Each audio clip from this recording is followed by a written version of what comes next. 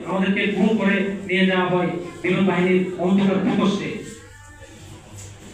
যেখানে চলতো দিনের পর দিন, রাতের পর রাত, চোখ হাত পা বাঁধা অবস্থায় নির্যাতন। সালাম পেশ করছি নবী মুহাম্মদ সাল্লাল্লাহু আলাইহি ওয়াসাল্লাম ও তার সাহাবাদের উপর। ওয়াইটের সকল নির্যাতিত সদস্য, তাদের পরিবারবর্গ, ইলেকট্রিক মিডিয়া, প্রিন্ট মিডিয়া সহ উপস্থিত গণ্যমান্য ব্যক্তিবর্গ, সকলকে আমার আন্তরিক অভিনন্দন।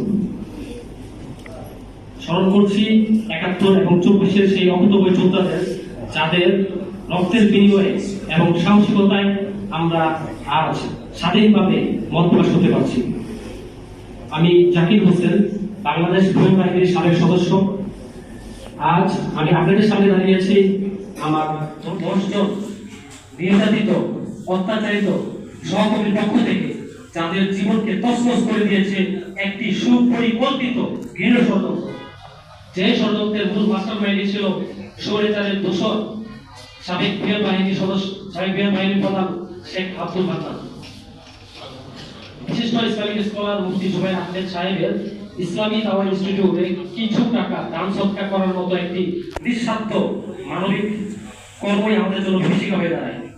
এই তুচ্ছ ঘটনাকে কেন্দ্র করে বাংলাদেশ বিমান বাহিনী একে একে আমাদের ১০ জনকে গুম করে তাদের গোপন আয়না করে নিয়ে যায়।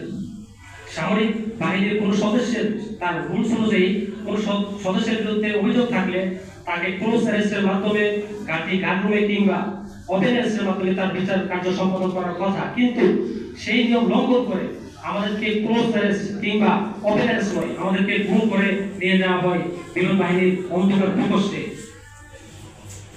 যেখানে চলতো দিনের পর দিন, রাতের পর রাত, চোখ হাত পা বাঁধা অবস্থায় নির্যাতন। এত জুলুম, এত নির্যাতনের পরেও তারা যখন আমাদের কাছ থেকে রাষ্ট্রদ্রোহী কোনো অভিযোগের প্রমাণ পায়নি, তখন তারা শুরু করে নতুন এক ষড়যন্ত্রের, যেই ষড়যন্ত্রের হুকুমদাতা স্বয়ং বিমান বাহিনীর সাবেক প্রধান শেখ আব্দুল মান্নান।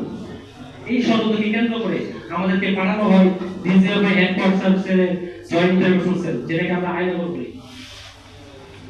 আয়নাগরে আমাদেরকে চোখ সবসময় চোখ বাঁধা রাখা অবস্থা ছিল, আমাদের মাথায় জমটুপি পরিয়ে রাখা হতো, আমাদেরকে শারীরিক এবং মেন্টাল টর্চার, ইলেকট্রিক শক, পানি থেরাপি সহ সকল ধরনের নির্যাতন করা হয়।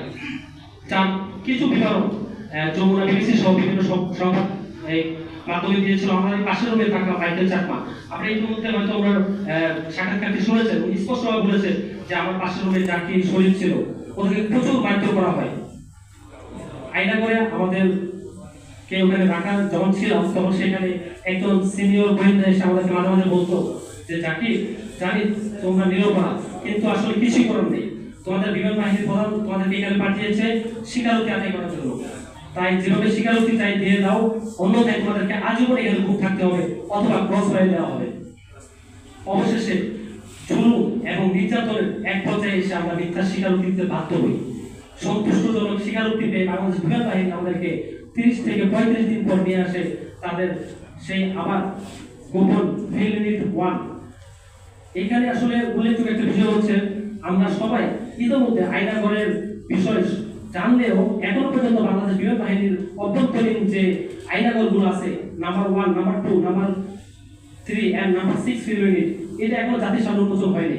আমি এই বিষয়ে জাতীয় গুম কমিশন এবং আন্তর্জাতিক অপরাধ ট্রাইব্যুনালের দায়িত্বশীল ব্যক্তিবর্গের দৃষ্টি আকর্ষণ করছি।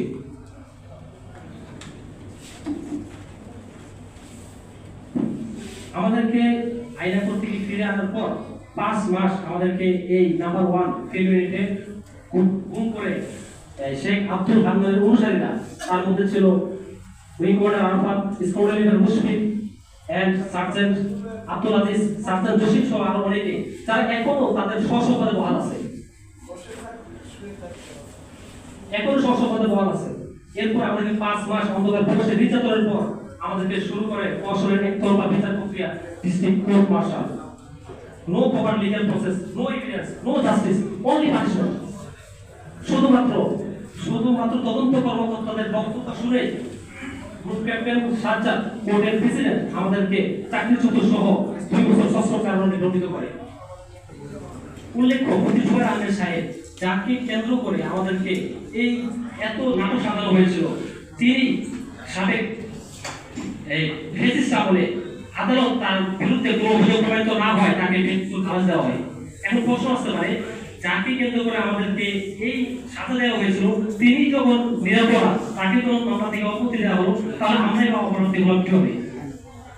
আমরা কি আমাদের মানবিকতা, আমাদের দেশপ্রেম, আমাদের ধর্মীয় চেতনা এবং এগুলোর জন্য কি আমরা দায়ী?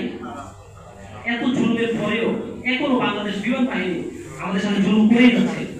দীর্ঘ 11 মাস আমাদের কষ্টার্জিত প্রভিডেন্ট ফান্ডের টাকা, আমাদের ব্যক্তিগত জিনিসপত্র ফেরত চাইলে বাংলাদেশ বিমান বাহিনী আমাদেরকে ফেরত দেয়নি। গাড়িগুলোতে আমাদের ছবি টাঙিয়ে আমাদেরকে ব্ল্যাকলিস্টেড করা হয়েছে এবং বিমান বাহিনী কর্মকর্তারা আমাদের তুচ্ছতাচ্ছিল্য করে দাঁড়িয়ে দিয়েছে এবং পরোক্ষভাবে আমাদের কাছে ফ্লাইটের নিজাম উনি আমাদের কাছে ঘুষও দিয়েছে। আমি এতক্ষণ যা বললাম, আমার কাছে সকল ডকুমেন্টস আছে, সকল ফোন রেকর্ড আছে, আপনারা চাইলে ডিটেইলসে সেটা আমার কাছে দেখে নিতে পারেন।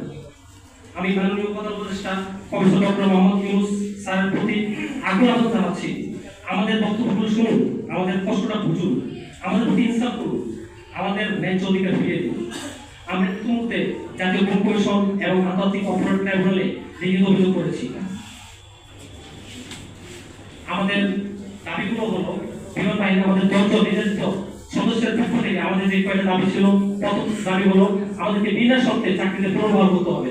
যেখানে মুফতি জুবায়ের আহমেদ সাহেবের মামলা খারিজ হওয়ার পরেও আমাদের শাস্তি বহাল আছে, যা সম্পূর্ণ অযৌক্তিক এবং ন্যায় বিচার পরিপন্থী। নির্যাতন, জেল এবং মানহানির জন্য আমাদের ন্যায্য ক্ষতিপূরণ দিতে হবে। শেখ আব্দুল হান্নান সহ এই ভয়াবহ অন্যায় জড়িত সকল কর্মকর্তাদের অবিলম্বে গ্রেফতারের বিচার করতে হবে এবং দুর্নীতি দমন কমিশনের মাধ্যমে তাদের সম্পত্তি হিসাব দিতে হবে। স্যার, বাংলাদেশ বিমান বাহিনীর ভয়ঙ্কর যে আইনাগরগুলো নাম্বার 1, নাম্বার 2, নাম্বার 3 এবং নাম্বার 6 কেলোরি প্রদর্শন করে জনগণের সামনে উন্মুক্ত হতে হবে। ইতিমধ্যে যারা ভিকটিম হয়েছেন তাদের সকলের নিরাপত্তা, চিকিৎসা এবং পুনর্বাসনের ব্যবস্থা করতে হবে। সম্মানিত মিডিয়া, সাংবাদিক সমাজ, মানবাধিকার সংগঠন সমূহ এবং বিবেকবান মানুষ, আমরা আপনাদের সহযোগিতা চাই। আপনাদের প্রতিবাদী কলম, প্রতিবাদী কণ্ঠ, প্রতিবাদের হতে পারে এই ভয়ঙ্কর ইতিহাস পরিবর্তন করে ন্যায় বিচার নিশ্চিত করার একটি শক্তিশালী হাতিয়ার। সকলকে ধন্যবাদ। আসসালামু আলাইকুম ওয়া রাহমাতুল্লাহি ওয়া বারাকাতুহু।